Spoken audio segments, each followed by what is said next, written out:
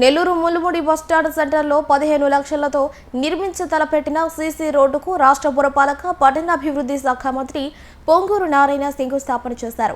డివిజన్కు విచ్చేసిన మంత్రికి మహిళలు పూల వర్షం కురిపిస్తూ బాణసంచాలు మంగళ వాయిద్యాలతో మంత్రికి స్థానికులు ఘన స్వాగతం పలికారు. తమ ప్రాంతానికి వచ్చిన మంత్రికి మార్వాడి మహిళలు మంగళ హారతులు ఇచ్చారు. అభివృద్ధి ప్రదాతకు జేజేలు అంటూ నినాదాలు హోరెత్తించారు. అనంతరం వారందరితో కలిసి సీసీ రోడ్డుకు మంత్రి శంకుస్థాపన చేశారు. 47వ డివిజన్లో ఈరోజు ఒక రోడ్డుకి శంకుస్థాపన చేయడం జరిగింది.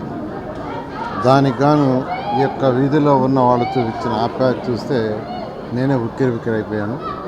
ఎందుకంటే నేను ఏదో వచ్చి టెంకాయ కొట్టిపోతాం అనుకున్నాను, కానీ ఈ చుట్టుపక్కల ఉన్న మొత్తం కంప్లీట్గా వాళ్ళు రావటం, వాళ్ళ ఆప్యాయత, వాళ్ళ యొక్క ఆప్యాయత చూస్తే నేనే విసిరిపోయాను. నిజంగా చాలా చాలా చాలా ఆనందంగా ఉంది. ఈ రోడ్డు యాక్చువల్గా చాలా కాలం నుంచి సరిగా లేదని సుబ్బారావు గారు చెప్పడం, వెంటనే యాక్చువల్గా దాన్ని అధికారులు శాంక్షన్ చేశారు. ఇవాళ యాక్చువల్గా శంకుస్థాపన చేశాం. ఈ వర్క్ కూడా కమిషనర్ నెల రోజుల్లో ఇవాళ నుంచి లెక్క. ఇవాళ డేట్ వచ్చి 22, వచ్చే నెల 22వ తేదీ మళ్ళీ దీన్ని ఇనాగరేషన్ చేయడానికి వస్తాను. ఆ విధంగా కమిషనర్ గారు ఉన్నారు. కమిషనర్ గారు 3 వీక్స్ అన్నారు. నేను ఇంకొక వారం కూడా కల్పిస్తున్నాను. 4 వారాలలో వచ్చే నెల అంటే జూలై 22వ తేదీ ఇదే టైంకి నేను ఇక్కడికి వస్తాను. ఒకరోజు అటు ఇటు అయినా ఆ విధంగా ఈ వర్క్ క్వాలిటీగా కంప్లీట్ చేయమని అమరులాకి చెప్తాను. క్వాలిటీగా కంప్లీట్ చేయమని ఆ విధంగా చేస్తాం. నేను అందరినీ నెల్లూరు ప్రజలు కానీ రాష్ట్ర ప్రజలు కానీ కోరుకునేది ఒకటే. 2014-19లో 5,250 కోట్ల రూపాయలు ముఖ్యమంత్రి గారి దగ్గర అడిగితే ఆ 5 సంవత్సరాలు నెల్లూరు డెవలప్ చేశాం. యూజీడీకి 550 కోట్లు, దోమల్లేని నగరం చేయాలని, డ్రింకింగ్ వాటర్కి చక్కటి వాటర్ సంగం బ్యారేజ్ నుంచి 550 కోట్లు, రోడ్లు వేయడానికి మరొక 300 కోట్లు, పార్కులకి, నెక్లెస్ రోడ్డుకి, ఇట్లా ముఖ్యమంత్రి నన్ను అడిగి తీసుకొచ్చాను, చేసాం. అయితే అన్నీ కూడా 90%, 85% ఆగిపోయినాయి. ఇప్పుడు డ్రింకింగ్ వాటర్ ప్రాజెక్టు 15% చేసింది అయిపోయేది, అండర్గ్రౌండ్ డ్రైనేజ్ 10% చేసింది అయిపోయేది. గత ప్రభుత్వం 5 సంవత్సరాలు చేయలా. ఏ ఫండ్ అయితే అట్టుకొని తెచ్చానో అది క్యాన్సిల్ అయిపోయింది. మళ్ళీ ఈ ప్రభుత్వం వచ్చిన తర్వాత ఆ ఫండ్ తీసుకురావడానికి మాకు 1 year పట్టింది. ఎందుకంటే ఖజానా ఖాళీ, నెగటివ్ బడ్జెట్, ప్రజలు కట్టే ట్యాక్స్ అంతా దేనికి పోతున్నాయంటే ఆ లోన్స్ తీర్చడానికి 10 లక్షల కోట్లు ఏదైతే జగన్మోహన్ రెడ్డి అప్పు చేశాడో అవి తీర్చడానికి పోతున్నాయి. బ్యాంకుల దగ్గరికి పోతే మీకు డబ్బులు తిరిగి కట్టే పవర్ లేదు, మీకు ఇస్తే ఎలా కడతారని అడుగుతున్నారు. ఎవరైనా ఇంటికి లోనుకు పోతే బ్యాంకులకు ఫస్ట్ ఏం అడుగుతారు, నువ్వు తిరిగి ఎలా కడతావని అడుగుతారు. అదేవిధంగా రాష్ట్ర ప్రభుత్వాన్ని కూడా బ్యాంక్స్ ఏం అడుగుతున్నాయంటే మీరు ఎలా తిరిగి కడతారు చెప్పండి. వచ్చిన డబ్బులు, ట్యాక్స్ వచ్చిన డబ్బులు మీరు కట్టేస్తున్నారు బ్యాంకులకి. కానీ ఈ విధంగా చేస్తే అయితే ముఖ్యమంత్రి గారికి ఉన్న అపార అనుభవంతో ఈ 1 year ఫైనాన్షియల్ ప్లానింగ్ని ట్రాక్లో పెట్టారు. గత ప్రభుత్వం ఆర్థిక వ్యవస్థ ఎలా నడపాలో తెలియదు. ఆర్థిక వ్యవస్థని ఒక కుటుంబానికి 20,000 జీతం వస్తే మొగుడు పిల్లలు కూర్చొని ప్లాన్ చేసుకుంటారు, వైఫ్ అండ్ హస్బెండ్. పాలోడికి ఎంత ఇవ్వాలా, వెజిటబుల్స్కి ఎంత, రెంట్ ఎంత, ఈఎంఐ ఎంత, పిల్లలకి చదువులకి ఎంత అని. అట్లాంటిది ఇంత పెద్ద రాష్ట్రంలో ఒక ప్లానింగ్ లేకుండా అంతా జిగ్జాగ్ చేసి ప్రజలు కట్టిన ట్యాక్సుల్ని సిఎఫ్ఎంఎస్ ద్వారా డైవర్ట్ చేశాడు. అలా ఉంటే ఈ 1 yearలో ముఖ్యమంత్రి గారు దీన్ని ట్రాక్లో పెట్టారు. ఆఖరికి మున్సిపాలిటీలో కట్టే ట్యాక్సులకు కూడా సిఎఫ్ఎంఎస్లో వెళ్ళిపోయినాయి బయటికి. అది తప్పు. కేంద్రం ఇచ్చింది ఏంటంటే మున్సిపాలిటీస్ అనేవి లోకల్ బాడీస్, వాటి పరిపాలన అవే చేసుకోవాలా, వాటికి కావాల్సిన ట్యాక్సులు వాళ్ళే రైట్ చేసుకోవాలా. ఆ రైట్ చేసుకున్నవి ప్రభుత్వం వాడకూడదు, వాడే హక్కు లేదు. కానీ జగన్మోహన్ రెడ్డి వాటిని మార్చేశాడు. అయితే మన ముఖ్యమంత్రి నారా చంద్రబాబు నాయుడు గారు వారికి చెప్పిన తర్వాత ఈరోజు సిఎఫ్ఎంఎస్ని మనకే ఇచ్చేశాడు. అంటే ఏ మున్సిపాలిటీలో వచ్చే ట్యాక్సులు వాళ్లే ఖర్చు పెట్టుకోవచ్చు, రాష్ట్ర ప్రభుత్వానికి ఇవ్వని అవసరం లేదని ఆర్డర్ చేశారు. గత 15 రోజుల నుంచి యాక్చువల్గా ఏ మున్సిపాలిటీ డబ్బులు ఆ మున్సిపాలిటీలోనే ఉంటున్నాయి. అలా గత ముఖ్యమంత్రి ఆ విధంగా చేస్తే ఈ 1 yearలోనే నెల్లూరులో కూడా గత 3 నెలల నుంచి వర్క్స్ టేకప్ చేసాం.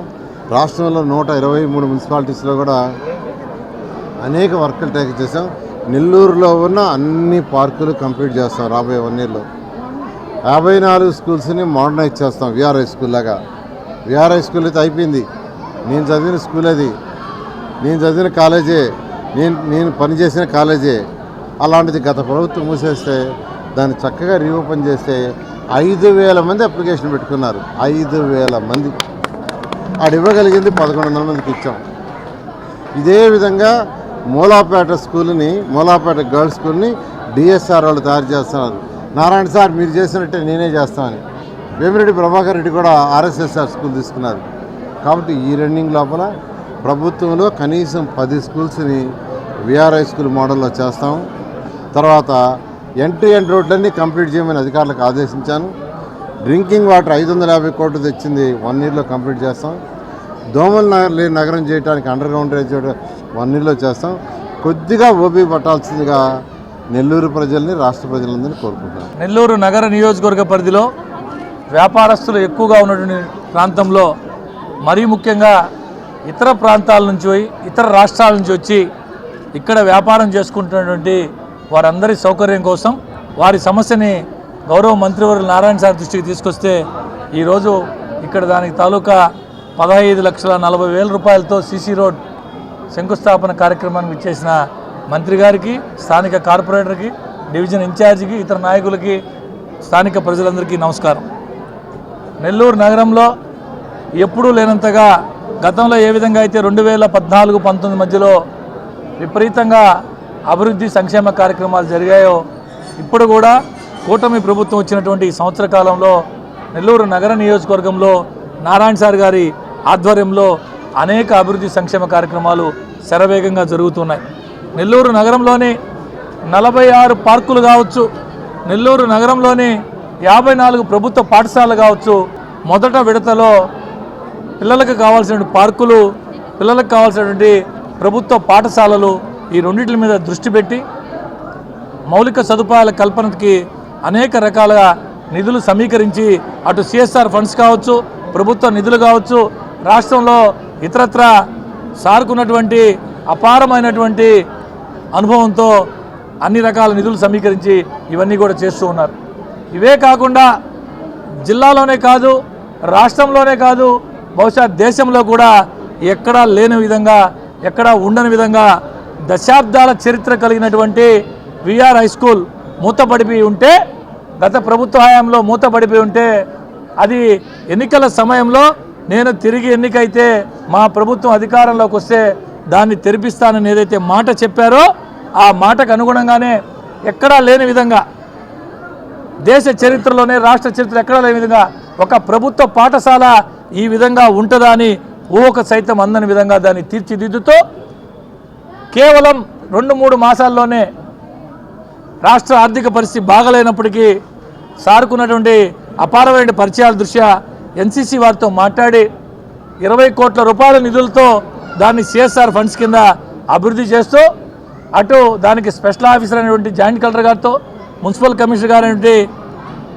నెల్లూరు మున్సిపల్ కమిషనర్ గారితో, ఇతర అధికారులందరితో, డిఈఓ గారితో సారు మాట్లాడి దాని పూర్తి పర్యవేక్షణ బాధ్యతలు, ఏదైతే విద్యారంగంలో అపార అనుభవం గడించి దేశ విదేశాల్లో సైతం అనేక విశ్వవిద్యాలయాలన్నింటినీ తిరిగి పరీక్షించి చూసినటువంటి అపార అనుభవం ఉన్నటువంటి తన కుమార్తెని, అందులో అడ్మిషన్స్ టైం, ఈ టైంలో ఎంత బిజీగా ఉంటారో అవన్నీ కూడా పక్కన పెట్టి నేను మాట చెప్పున్నాను, దీన్ని ఎట్టయినా సరే దీన్ని ప్రజలకి బ్రహ్మాండంగా అందచేయాలని చెప్పి దాన్ని పూర్తి బాధ్యతల్ని తన కుమార్తె అయినటువంటి శరణి గారికి అప్పచెప్పి, శరణి గారి ఆధ్వర్యంలో ఆ high school, VR high school బ్రహ్మాండంగా రూపుదిద్దుకుంటుంది.